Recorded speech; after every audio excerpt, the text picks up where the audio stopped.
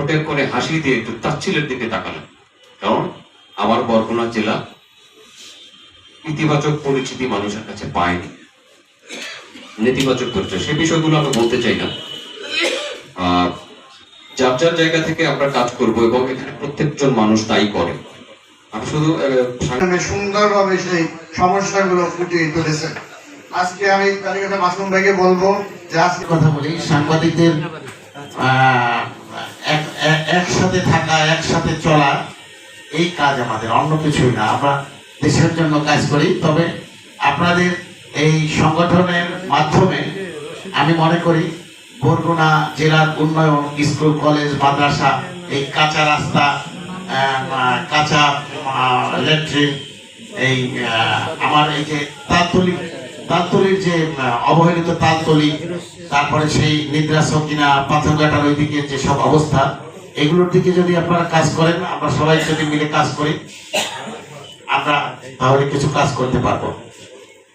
অন্যান্য সংগঠনগুলি যেমন একত্রিত হয়ে তারা দেশি একটা টান আছে, আমাদের বরগুনায় কিন্তু এরকম একটা টান আমি দেখি না।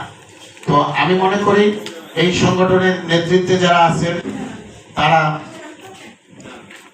ঈদ পুনর্মিলনী, তারপরে বিভিন্ন অনুষ্ঠান, পিকনিক, এগুলোর আয়োজন করবেন, তাহলে আরো বন্ধুত্ব বাড়বে। আমাদের বরগুনায় যারা আছি, অনেকদিন পরে দেখা হলো, সকলের ভালো লাগে। আপনারা যেমন একটা আবাসনের একটা চিন্তা ভাবনা করতে পারেন, আপনাদের সদস্যরা মিলে যদি একটা সরকারি হোক বা নিয়ম নীতির মাধ্যমে থেকে বা বেসরকারি একটা আবাসন এর ব্যবস্থা নিতে পারেন সবাই মিলে। আমাদেরকে সহযোগিতা করছে বিধে আমরা প্রতিটা মুরব্বীদের ধারে ধারে আমরা যেতে পেরেছি না। যেতে পেরে আমরা কারো কাছ থেকে নেগেটিভ কোনো শব্দ পাইনি যে আপনারা আসছেন, তাহলে আপনাদের উদ্দেশ্য কি, লক্ষ্য কি, আপনারা আসলে কি করতে চাচ্ছেন, এরকম কথা কেউ বলেনি। বলছে যে খুব ভালো লাগলো যে বরগুনাতে এতজন সন্তান সাংবাদিকতা করে, ঢাকাতে বিভিন্ন স্যাটেলাইটে, বিভিন্ন পত্রিকায়, আমাদের খুব ভালো লাগছে।